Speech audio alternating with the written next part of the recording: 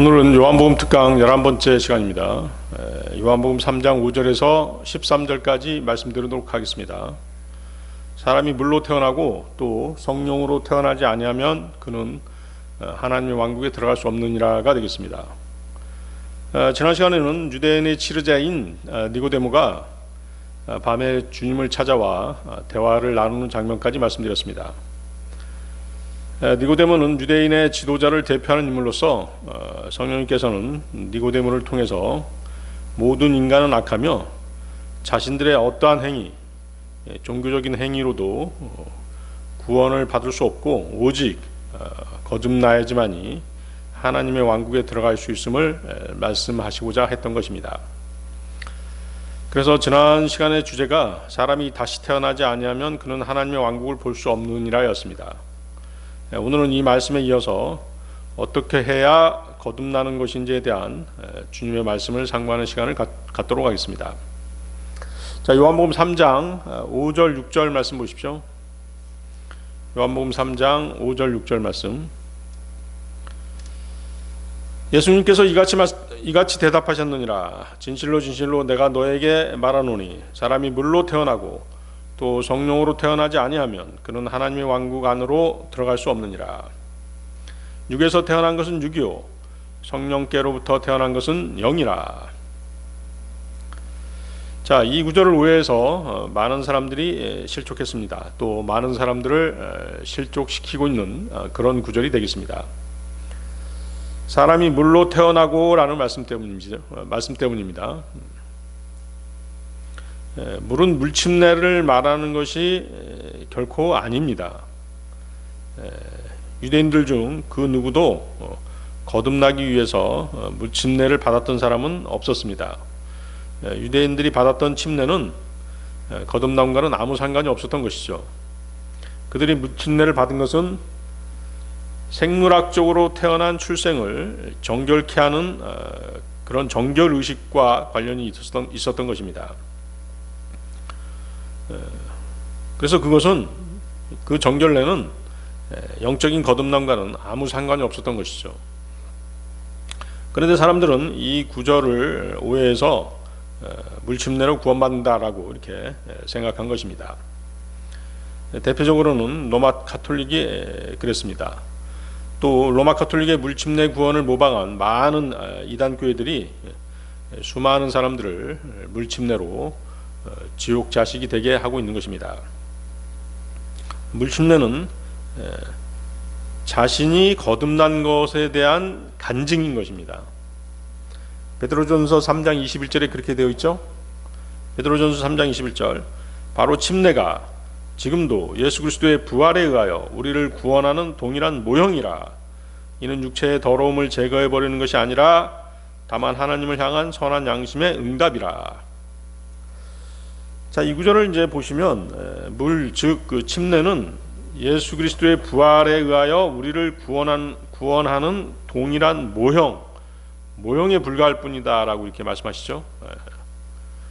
그리고 결코 육체의 더러움을 제거해 버리는 것이 아니다라고 말씀하십니다. 그리고 물침례가 아닌 다른 방식, 즉 믿음으로 말미암아 하나님의 은혜로 이미 받은 구원에 대해서 하나님을 향한 선한 양심의 응답이라고 이렇게 명확하게 말씀하시고 계십니다.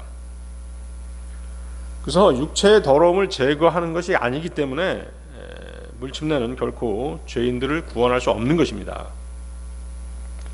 이것은 문자 그대로 하나님을 향한 선한 양심의 응답입니다. 자, 이것이 무슨 뜻입니까? 하나님을 향한 선한 양심의 응답, 즉 하나님 앞으로 나갈 자격을 얻었다는 것입니다. 어떻게 나가느냐? 구원받은 성도가 하나님을 향해서 자신을 들여서 자신의 몸을 드리는 것이죠. 헌신입니다. 헌신을 통해서 하나님을 섬기는 것을 말하는 것입니다. 다시 말씀드리면 이것은 그가 거듭나서 선한 양심을 갖게 된 다음에 하나님을 섬기는 성도의 신실한 믿음 생활을 의미하는 것이라는 것이죠. 그래서 성경에서의 그 첫 번째 주님의 가르침은 거듭나는 것입니다. 거듭남이 없이는 하나님을 향해서 살 수가 없는 것입니다. 마찬가지로 누구도 먼저 구원받기 전에는 침례에 순종할 수가 없는 것이죠. 거듭나지도 않았는데, 자기가 구원받지도 않았는데 침례에 순종한다? 그것은 아무 의미가 없는 것입니다. 왜 그렇죠? 거기 뭐라고 말씀하십니까? 구원받지 못한 사람은 절대로 선한 양심을 갖고 있지 않기 때문입니다. 다시 한번 말씀드리면, 구원받지 못한 사람, 거듭나지 않은 사람은 절대로 선한 양심을 가질 수 없다는 것입니다. 거기 뭐라고 되어 있습니까? 선한 양심의 응답이다, 이렇게 말씀하시죠. 디도서 1장 15절인데요. 순수한 자들에게는 모든 것들이 순수하나 더럽혀진 자들과 믿지 않는 자들에게는 아무것도 순수하지 않고 오히려 그들의 생각과 양심까지 더럽혀지느니라. 그렇죠?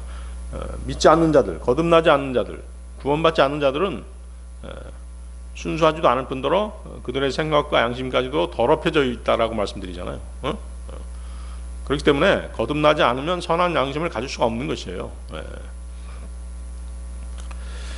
자, 그러면 물로 태어나는 것은 무엇이고 성령으로 태어나는 것은 무엇이냐는 것이죠.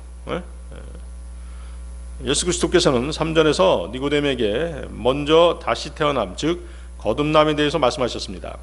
그리고 여기 5절에서는 물과 성령에 대해 말씀하십니다.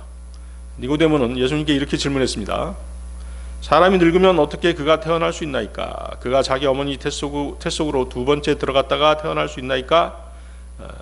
이에 대한 주님의 대답이 바로 사람이 물로 태어나고 또 성령으로 태어나지 아니하면 그는 하나님의 왕국 안으로 들어갈 수 없느니라. 바로 이 말씀이었죠. 그래서 이것은 이제 바로 두 번째 출생, 거듭남을 말씀하시는 것입니다. 자, 그러면 첫 번째 출생은 뭘까요? 첫 번째 출생은 물로 태어나는 것이 첫 번째 출생이라는 것이죠. 물로 태어난다는 것은 인간의 육체적인 출생을 말합니다.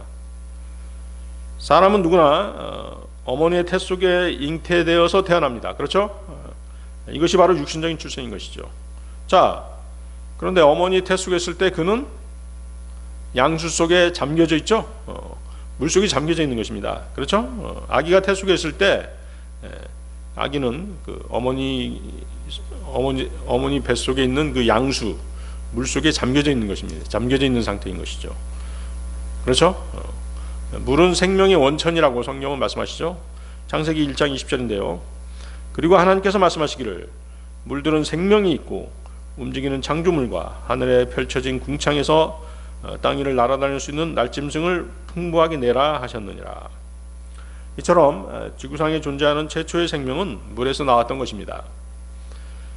구약 성경을 가지고 있던 유대인들은 물이 생물학적인 출생과 관련이 있다라는 사실에 대해서 아무도 의심하지 않았습니다. 그들은 이 사실을 성령을 통해서 배웠던 것입니다. 아기는 어머니 뱃속 그 양수에 담겨져 있다가 달이 차면 양수가 터지면서 세상 밖으로 나오는 것입니다. 이것이 첫 번째 출생으로 물에 의한 육체적인 출생인 것입니다. 자, 그런데 이렇게 태어난 것만 가지고는 하나님의 왕국에 들어가지 못한다는 것이죠. 육신으로 태어난 사람은 성령으로 다시 태어나야만 합니다. 그래야 하나님의 왕국에 들어갈 수가 있는 것입니다. 그래서 두 번째 출생이 필요합니다. 그 두 번째 출생이 바로 성령으로 태어나는 것입니다. 성령으로 태어나는 것은 하나님의 말씀을 받아들이는 것과 관련이 있습니다. 자, 성령께로부터 태어난 것은 영이라. 그렇죠? 자, 물로 태어난 것은 뭐라고 말씀하십니까? 물로 태어나는 것은 이제 육체적인 출생이었죠. 두 번째 출생, 성령께로부터 태어나는 것은 영이라고 말씀하시죠. 자, 그래서 거듭나게 되면 죽었던 영이 다시 살아나는 것입니다. 인류의 조상 아담이 범죄한으로 인간의 영은 죽은 채로 태어나게 되었습니다. 그렇죠? 영이 죽었다라고 하는 것은 하나님과의 관계가 단절된 상태로 태어나는 것을 의미합니다. 하나님과의 관계가 단절된 이유가 무엇이겠습니까? 바로 죄 때문이었죠. 이사야서 59장 2절 말씀인데요. 오직 너희의 죄악들이 너희와 너희 하나님 사이를 분리하였고 너희 죄들이 그분의 얼굴을 너희에게서 숨겼으니 그분이 듣지 아니하시리라. 자, 하나님께서는 처음 인간을 하나님의 형상으로 지으셨습니다. 창세기 1장 27절인데요. 그렇게 하여 하나님께서 자기 자신의 형상대로 사람을 창조하셨으니 그분께서 그를 하나님의 형상대로 창조하셨더라. 그렇죠? 아담이 범죄한 후에 인간은 하나님의 형상을 잃어버리게 되는 것입니다. 창세기 5장 3절이죠. 그런즉 아담이 130년을 살았으며 자기 자신과 같은 모습대로 자기 형상을 따라 한 아들을 낳았으니 그의 이름을 셋이라 불렀더라. 아담은 하나님의 형상이 아닌 자신의 형상을 한 후손들을 낳았던 것입니다. 하나님의 형상을 잃어버렸던 것이죠. 즉 영이 죽은 채로 태어난 것입니다. 그것이 하나님의 형상을 잃어버렸다는 뜻이죠. 이것이 바로 인간이 죄로 인해 하나님과 단절되어 있다는 증거인 것입니다. 이러한 단절된 하나님과의 관계를 회복하는 방법은 다시 태어나는 것입니다. 죽었던 영이 다시 살아나는 것이죠. 그래서 이 거듭남은 누구를 통해서? 성령님을 통해서만이 가능하다는 것입니다. 그래서 뭐라고 말씀하세요? 성령께로부터 태어나는 것은 영이라고 말씀하시죠. 따라서 거듭난다는 것은 성령님의 도우심으로 영이 살아나서 하나님과의 관계가 회복된다는 것을 의미하는 것입니다. 하나님과의 관계가 회복된 사람은 하나님을 아바 아버지라고 부를 수 있고 그분께 기도할 수 있고 그분과 하나님 말씀을 통해서 교제할 수 있는 것입니다. 자, 요한복음 3장 7절 보십시오. 요한복음 3장 7절. 내가 너희가 반드시 다시 태어나야만 하리라 하고 말한 것을 이상히 여기지 말라. 그렇죠? 왜 이상히 여기지 말라고 말씀하셨을까요? 니고데모가 이상하게 여겼죠. 니고데모가 뭐라고 얘기했습니까? 어떻게 이런 일들이 있을 수 있나이까? 라고 의아해했습니다. 그리고 놀라워했죠. 성령님이 거듭난 사람에게 임하는 것은 지극히 체험적입니다. 니고데모가 이해할 수 없는 것이었죠. 그렇죠? 왜? 니고데모는 거듭난 상태가 아니었기 때문에 체험적으로 알 수가 없었던 것이죠. 성령께로부터 태어난 자, 성령께로부터 태어난 모든 자, 즉 거듭난 사람, 거듭난 모든 사람은 마치 어디서 와서 어디로 가는지 알지 못하는 바람과 같아서 이해하기 어렵다는 것을 예수님께서도 인정하셨습니다.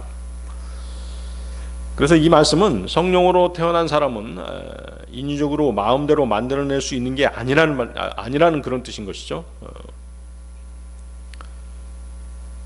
그 사이비 은사주의 목사들이라든가 이단 교주들이 어떻습니까? 사람들의 그 머리에 손을 얹고 막 성령 받아라 뭐 이렇게 외치는 경우가 있지 않습니까?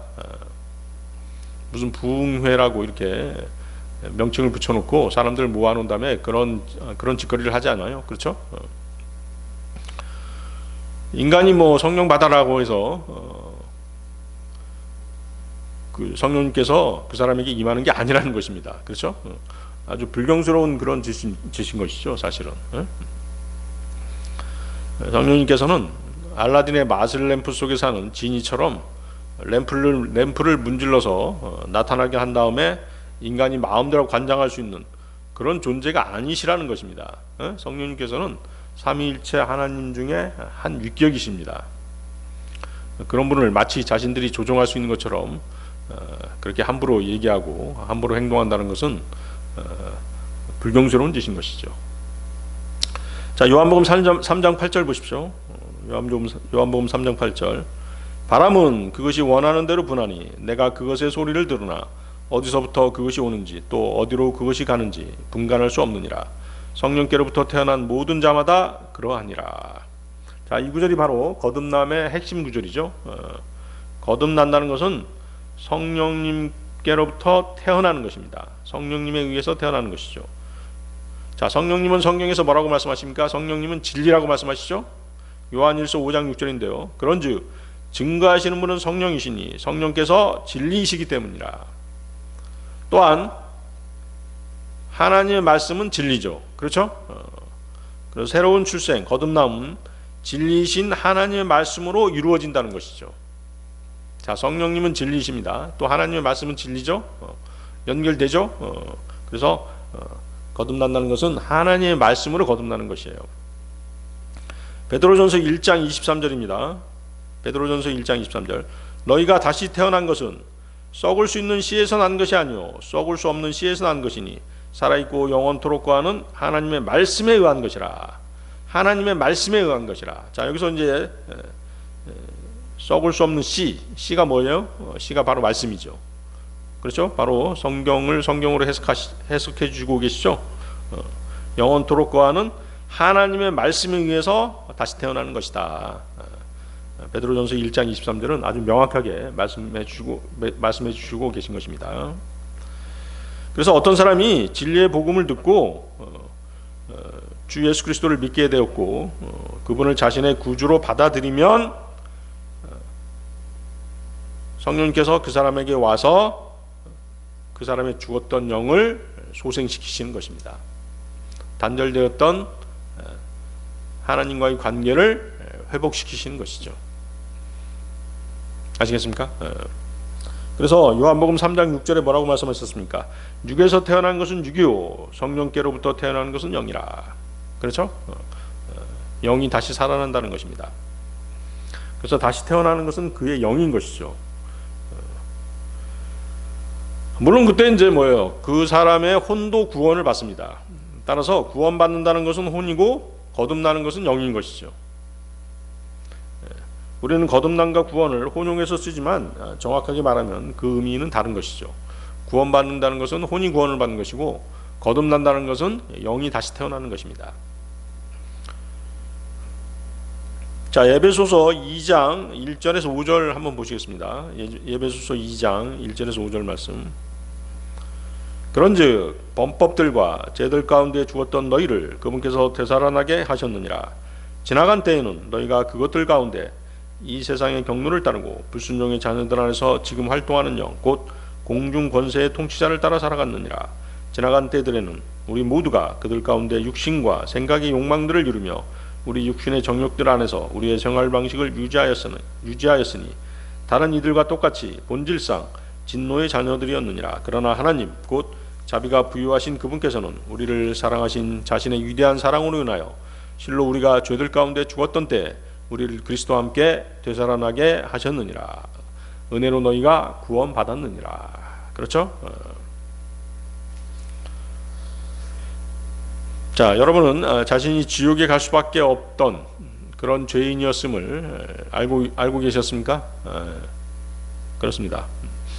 여러분은 자신들의 힘으로 자신의 죄 문제를 해결할 수 없었던 것이죠. 내가 죄인임은 분명한데 그 죄 문제를 스스로의 힘으로 해결할 수 없었던 것입니다. 스스로의 힘으로 해결하려고 하는 사람들이 있었죠. 바로 뭐예요? 지금 불교니, 도교니, 뭐 힌두교니 이런 종교 생활을 하고 있는 사람들이 바로 그들인 것입니다. 자신의 힘으로, 자신의 중심으로 죄 문제를 해결하고 자신의 선한 행위로 하늘로 올라가려고 하는 사람들이 있는 것입니다. 니고데모도 그런 사람들 중에 한 사람이었던 것이죠. 오직 예수 그리스도를 통해서만이 구원받을 수 있는 것입니다. 예수님께서 뭐라고 말씀하셨습니까? 나는 길이요 진리요 생명이라. 나로 말미암지 않고는 아버지께로 올 자가 아무도 없느니라. 그렇죠? 죄의 싹은 사망이고 죽은 후에는 하나님의 엄중한 심판이 기다리고 있는 것입니다. 히브리서 9장 27절인데요. 그런즉 한 번 죽는 것은 사람들에게 정해져 있으나 이후에는 심판이 정해져 있는 것 같이. 살아있는 동안에 자신의 죄 문제를 해결하지 못했다면 그 심판의 결과는 영원한 지옥의 형벌인 것입니다. 계시록 20장 15절인데요. 그리고 누구든지 생명책 안에 기록된 것이 발견되지 않는 자는 불의 호수 속에 던져졌더라. 그렇죠? 최후의 백부자 심판을 거친 후에 영원한 불의 호수 속에 던져지는 것입니다. 마가복음 9장 48절인데요. 그곳에는 그들의 구더기도 죽지 않고 불도 꺼지지 아니하느니라. 영원히 고통 가운데 불태워지는 것이 바로 지옥인 것이고 불의 호수인 것입니다. 그런데 하나님의 독생자께서 인간의 죄 문제를 해결하시고자 육신을 입으시고 이 땅에 오신 것입니다. 하나님의 독생자께서 십자가에 달리시고 그 흘리신 보혈로 저와 여러분의 죄값을 대신 치르신 것입니다. 이사야서 53장 5절 6절 말씀인데요. 그러나 그가 상처를 입은 것은 우리의 불법들로 인하며 그가 상한 것은 우리의 죄악들로 인함이라. 우리의 화평을 위하여 징계가 그의 위에 임하였도다. 그런즉 그가 맞은 채찍들로 우리가 치유되었도다. 우리는 모두 양들같이 길을 잃었고 우리는 모두 저마다 자기 자신의 길로 돌이켰도다. 그런데도 주께서는 우리 모두의 죄악을 그에게 얹으셨도다. 요한복음 1장 29절 말씀. 다음날 요한이 자신에게 오시는 예수님을 보며 이같이 말하니라. 세상 죄를 제거하시는 하나님의 어린 양을 보라. 세상 죄를 제거하시는 하나님의 어린 양. 세상 죄를 제거하셨어요. 그 세상 죄 가운데 저와 여러분의 죄도 포함되어 있었던 것이죠. 요한일서 2장 2절. 또한 그분께서는 우리 죄들을 위한 화해 제물이시니 우리의 죄들로 인한 것뿐만 아니라 오히려 온 세상의 죄들로 인한 것이기도 하니라. 그렇죠?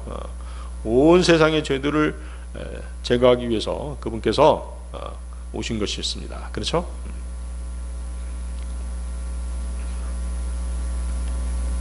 그래서 예수님께서 십자가에 달리시고 그 흘리신 보혈로 우리의 죄값을 치르신 것이죠. 그 세상 죄가 제거된 것입니다. 하나님의 피였기 때문에 가능했던 것이죠. 그래서 그 세상 죄 가운데 자신의 죄도 포함되어 있다라는 그 사실을 여러분들이 알고 그분을 받아들이면, 믿으면 구원을 받는 것입니다. 거듭나는 것입니다. 다시 태어나는 것이죠. 자, 주 예수 그리스도를 자신의 구주로 받아들인 적이 있습니까? 믿으신 적 있으세요? 여러분이 자신의 죄 때문에 고통스러웠고 또 양심의 가책을 받고 있었는데 내 죄를 대신해서, 나의 죄를 대신해서 십자가에 달리신 그분을 믿는 순간, 그분을 신뢰하는 순간 성령님께서 여러분 안에 오셔서 여러분의 영을 살리시고 혼을 구원하시는 것입니다. 그러면 여러분은 구원받는 것이고 거듭나는 것이죠. 그렇게 되면 이제 여러분들은 하나님의 왕국에 들어가 있는 사람이고 그 왕국을 볼 수도 있게 된 사람이 된 것입니다. 이런 사람이 되기 위해서는 그 사람은 반드시 두 번 태어나지 않으면 안 되는 것입니다. 한 번은 물로, 육신적인 출생으로, 그 다음은 성령님으로, 즉 하나님의 말씀, 진리의 말씀으로 거듭나는 것입니다. 자, 그래서 그 바람이 나오죠. 바람은 성령님을 예표합니다. 바람은 사람의 생각과 상관없이 임의로 불죠. 성령님의 활동이 그러하십니다. 바람이 불면 사람은 그것을 감지할 수 있습니다. 성령님의 움직이심 또한, 성령님의 활동 또한 그러하시다는 것이죠. 바람이 불면 그 소리 또한 사람이 듣습니다. 성령님께서 자신에게 작용할 때 사람은 그것을 느낄 수 있다는 것입니다. 그러나 어디서 와서 어디로 가는지 알지 못합니다. 또 알지 못할 뿐만 아니라 사람이 자신의 마음대로, 임의대로 할 수도 없죠. 성령님을 자신의 임의대로 조종할 수 없죠. 사람이 자기 마음대로 바람을 일으킬 수도 없거니와 부는 바람을 막을 수도 없고 어떻게 부는지 눈으로 볼 수도 없습니다. 이런 성령님의 움직임을 희미하게나마 감지할 수 있는 사람은 누구라고요? 거듭난 사람인 것입니다. 그렇죠? 그래서 성령님의 존재를 확인할 수 있는 것은 지식적 또는 이론적인 것이 아니라 지극히 경험적인 것입니다. 자, 바람은 임의로 붑니다. 그렇기 때문에 성령님께서 언제 어느 시각에 어떻게 작용하도록 자신이 마음대로 움직여서 자신이 거듭나고 싶을 때를 미리 정해놓고 자기 마음대로 성령님을 초청해서 그때 자신이 거듭날 수는 없는 것입니다. 그렇죠? 성령님께서는 어떤 사람에게는 아주 부드럽게 역사하시고 또 사람의 눈에 거의 띄지 않게 역사하시지만 어떤 사람에게는 아주 강력하고 다급하게 역사하셔서 그의 활동이 많은 사람들에게 분명하게 드러나도록 그렇게 하시는 경우도 있습니다. 바람은 때로 어떤 지역에만 불기도 하고 어떤 때에는 광범위한 지역에 불기도 합니다. 성령님께서도 마찬가지입니다. 오늘날 성령님께서 소수의 사람에게 역사하시는가 하면 사도시대 때는 어떻습니까? 오순절 때 많은 사람들에게 역사하시기도 하셨습니다. 성령님께서는 주권적으로 그분이 기뻐하시는 대로 행하시는 분이십니다. 자, 그런데 우리가 서로 구원받은 간증을 나누다 보면 구원받은 날이 아주 정확한 사람이 있는가 하면 그렇지 못한 사람도 있죠. 거듭난 그날에 성령님께서 너무 확실하게 자신에게 임하셨기 때문에 그 사람은 구원받은 날을 아주 또렷하게 기억하고 있는 것입니다. 하지만 성령님께서 언제 어떻게 작용하셔서 자신이 언제 어떻게 거듭나게 되었는지를 꼭 집어서 말할 수 없는 사람도 있습니다.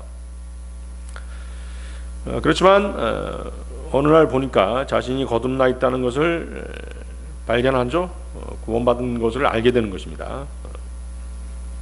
어떤 사람은 거듭나고 나서 한참 뒤에나 그것을 알게 되는 경우도 있고 또 어떤 사람은 거듭나는 순간 그것을 알고 너무 기뻐서 어쩔 줄 모르는 사람도 있는 것입니다. 사람마다 거듭남을 받아들인 정도의 차이가 있을 수 있다는 것이죠. 그래서 의아하게 생각할 필요도 없고 구원받은 날을 정확하게 말하지 못해도 상관은 없습니다. 어느 날 자신이 성령으로 거듭나 있다는 것을 깨닫고 언제 어떻게 거듭나게 되었는지 생각을 더듬어 보다가 어느 때쯤인가 누군가 자신에게 전해준 그 복음을 듣고 내가 예수님을 믿게 되었던 그 때를 어렴풋이나마 기억하고 있다면 되는 것이죠. 그렇죠? 그때 그 복음을 듣고 자신이 죄인인 걸 깨달았고 그리고 예수 그리스도께서 내 죄 때문에 십자가에 달리셨고 또 피 흘려 죽으셨다가 다시 살아나셨다는 사실을 알고 그분을 믿게 되었다면 그 사람은 구원받은 사람이고 거듭난 사람인 것입니다. 그래서 이 사실을 기억하고 있기만 하면 되는 것입니다. 그래서 이제 꼭 몇 월 며칠 몇 시 이렇게까지 기억하지 않아도 된다는 것이죠. 그래서 이제 지금까지 말씀드린 것이 무엇이다? 성령으로 거듭나는 것, 두 번째 태어나는 것입니다. 이 땅에 살아가는 동안 하나님께서는 언젠가 그 사람에게 새 생명으로 태어날 기회를 주시는 것입니다. 그때 자신이 예수 그리스도를 구주로 받아들이면 거듭나게 되는 것이죠. 다시 태어나게 되는 것입니다. 그것은 이제 성경을 읽다가 그렇게 될 수도 있고 전도지를 받아서 읽다가 그렇게 될 수도 있습니다. 또는 복음 전도자의 설교에 귀를 기울이다가 믿게 되어서 그때 성령님께서 자신에게 임하시게 되면 그렇게 될 수도 있습니다. 그러나 자신의 마음대로 그것이 어디서 어떤 방식으로 일어나도록 조절할 수는 없다는 것이죠. 자신이 바람을 마음대로 움직일 수 없는 것 같이 성령님께서는 바람처럼 임의로 바람과 같이 임의로 활동하시는 것이죠. 자, 다시 말씀드리지만 한 가지 분명한 사실은 자신이 거듭났음을 진정으로 깨닫고 그것을 간증할 수 있다면 그는 거듭나 있는 것입니다. 거듭난 사람에게는 자신이 죄사함 받은 간증이 반드시 있게 마련인 것이죠. 그 간증을 통해서 다른 사람도 자신이 거듭난 사람인 것을 알게 되는 것입니다. 그리스도인은 그리스도인으로서의 간증이 있기 마련입니다. 구원받은 후에도 마찬가지입니다. 간증 있는 삶을 사는 것이 중요한 이유는 그리스도인이 주님 앞에 섰을 때 칭찬과 존귀와 영광을 그분으로부터 받을 것이기 때문입니다. 자, 요한복음 3장 9절 10절로 가겠습니다. 요한복음 3장 9절 10절. 니고데모가 그분께 대답하여 말씀드리기를 어떻게 이런 일들이 있을 수 있나이까 하였더라. 예수님께서 그에게 대답하여 이같이 말씀하셨느니라. 내가 이스라엘의 스승이면서 이런 일들을 모르느냐? 어떻게 이런 일들이 있을 수 있나이까? 자, 그래도 니고데모는 아주 정직했죠. 그는 자신의 무지를 고백하는 것을 부끄러워하지 않고 이런 질문을 한 것입니다. 성령으로 난다는 것, 즉 거듭난다는 것이 무엇인지 도저히 이해할 수 없어서 여전히 의문에 쌓여 있는 니고데모에게 예수님께서는 내가 이스라엘의 스승이면서 이런 일들을 모르느냐고 나무라십니다. 이스라엘의 스승이라면 누구를 얘기하는 것입니까? 서기관을 얘기하는 것이죠. 서기관은 성경을 필사하는 사람입니다. 그렇기 때문에 성경을 아주 많이 아는 사람인 것이죠. 게다가 니고데모는 바리새인입니다. 바리새파 유대인이라면 이스라엘의 종교 지도자 계층입니다. 율법에 능통한 그런 부류의 사람인 것이죠. 그런 내가 이런 일들을 모르다니 그게 말이 되느냐라고 주님께서는 니고데모를 질책하신 것입니다. 니고데모는 뭐 조금 억울할 수도 있겠죠. 처음 들은 얘기인데 왜 주님께서 나를 나무라시는지 억울한 생각도 들 수 있습니다. 또 이제 아직 주님께서 십자가에 매달리시는 십자가 사건이 일어나지도 않았었고 신약 성경도 완성되지 않았기 때문입니다. 그러나 사실 메시아의 고난과 죽음은 구약 성경에 기록되어 있었고 예언되어 있었습니다. 그렇죠? 시편 22편을 좀 보십시오. 시편 22편이 이제 메시아의 죽음과 고난에 대한 내용이죠.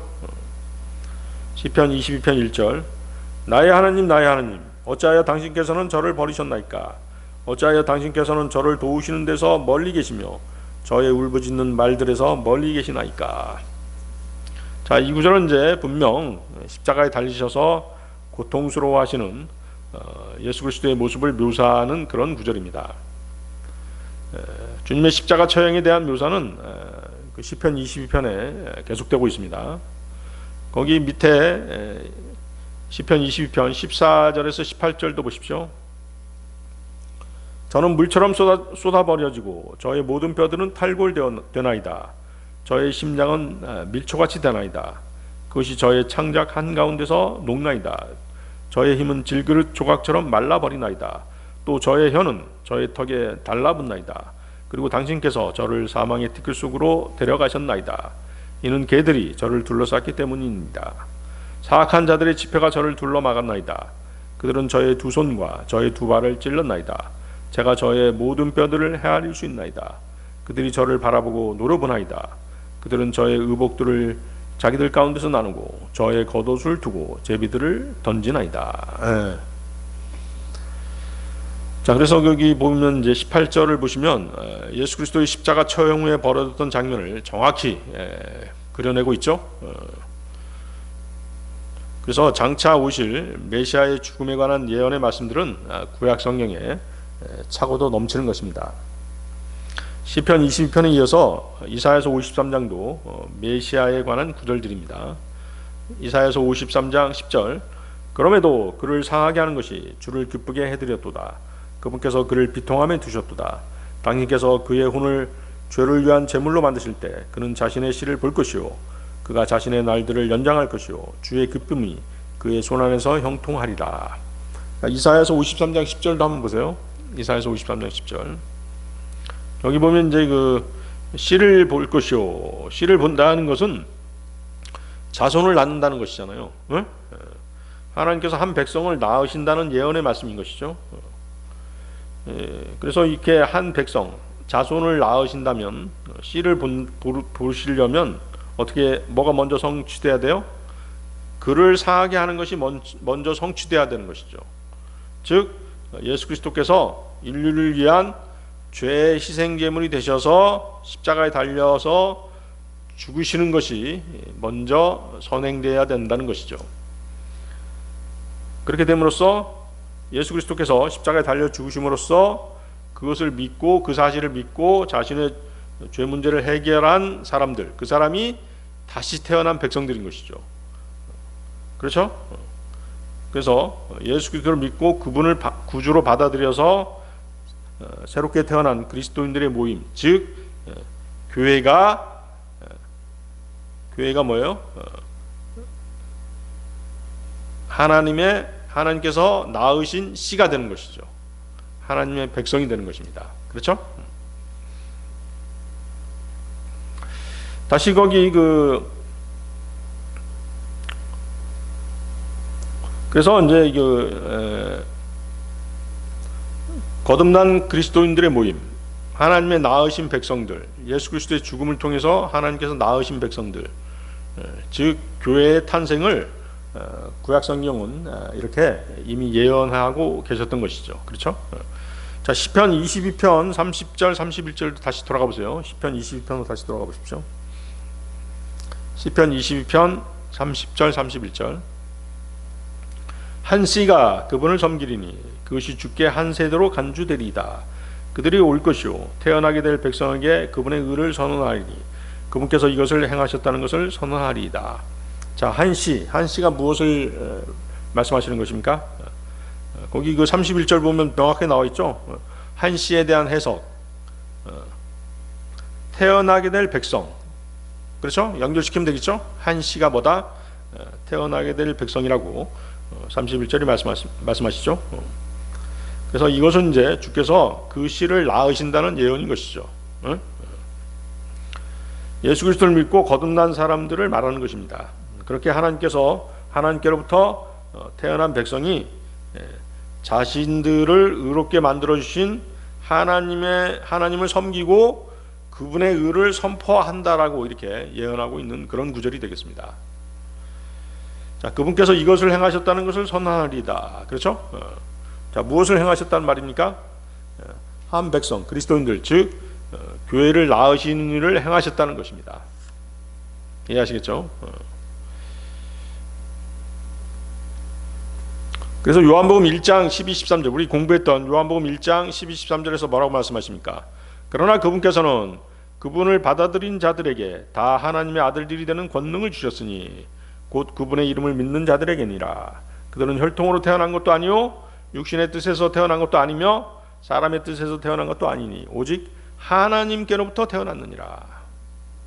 하나님께서 낳으셨다는 것이죠. 구약에는 이처럼 메시아의 고난에 관련된 예언 가운데 거듭남에 대한 예언이 함께 포함되어 있는 것입니다.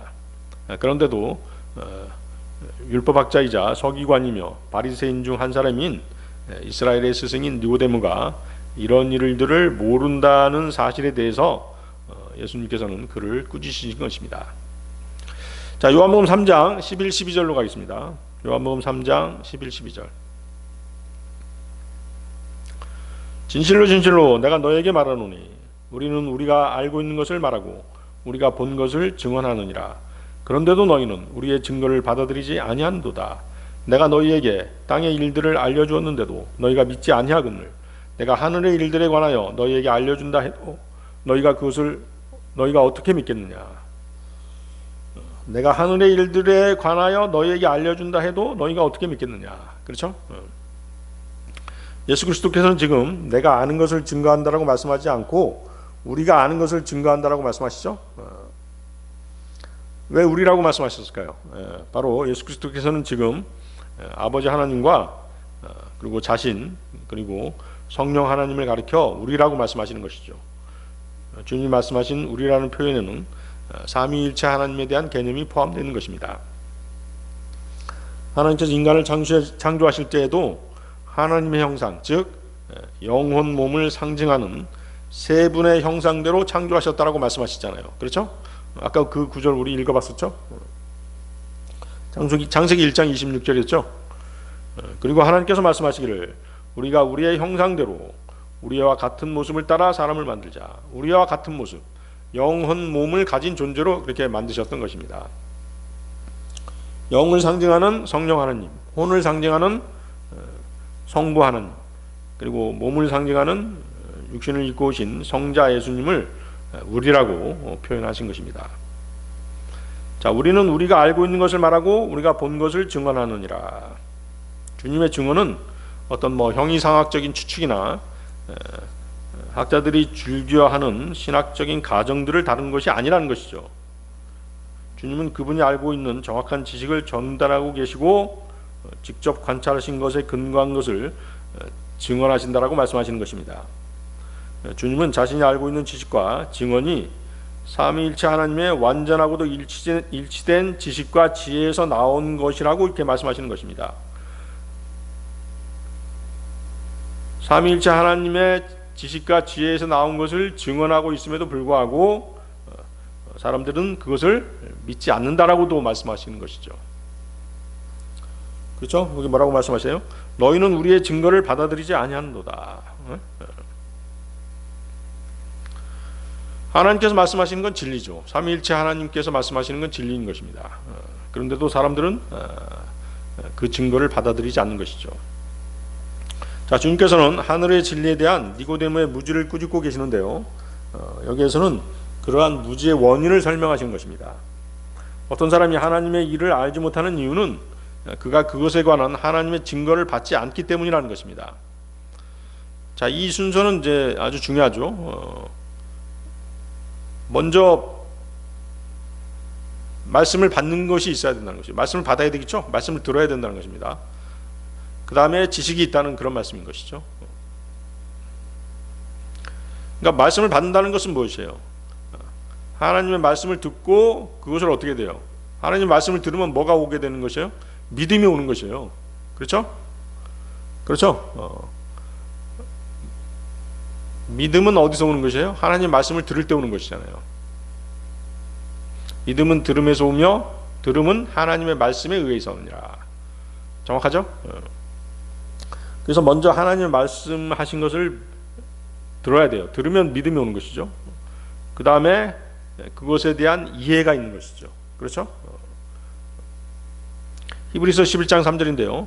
믿음을 통해 우리는 하나님의 말씀에 의하여 세상들이 지어졌음을 이해하나니 그런즉 보이는 것들은 나타나는 것들로 만들어지지 아니하였느니라. 그렇죠? 그 단계가 나와 있죠. 믿음을 통해 우리는 하나님의 말씀에 의하여 세상들이 지어졌음을 이해한다라고 돼 있죠. 그래서 믿음은 이해의 뿌리인 것이죠. 우리가 하나님의 말씀을 믿을 때 완전한 이해와 실체를 보고 믿는 것은 결코 아니라는 것이죠. 우리가 복음을 전할 때 이렇게 얘기하는 사람들 있죠. 어떤 사람들 하나님을 보여주면 믿겠다 이렇게 얘기하는 사람들 있잖아요. 그러나 우리 신약 그리스도인들은 하나님을 보지 않고서도 믿은 사람들이죠. 그렇습니다. 말씀을 통해서 믿은 사람들이에요. 그래서 이제 믿음으로 거듭난 후에 하나님께서는 우리에게 우리가 믿었던 것에 대한 지식을 주심으로써 우리의 믿음을 강화시켜 주는 것이죠. 그러나 우리가 그분의 말씀을 믿지 않는다면 어때요? 우리는 하늘의 일들에 관해서 조금도 이해할 수 없게 되는 것입니다. 그래서 하늘의 일들을 알 수 있는 사람은 거듭난 사람인 것이에요. 믿음이 있는 사람들이 성경을 이해하는 것이잖아요. 왜? 성령님의 도우심으로 성령님께서 우리 안에 오심으로써 그 성경을 이해할 수 있게끔 도와주시는 것입니다. 성경을 조명해 주시는 것이죠.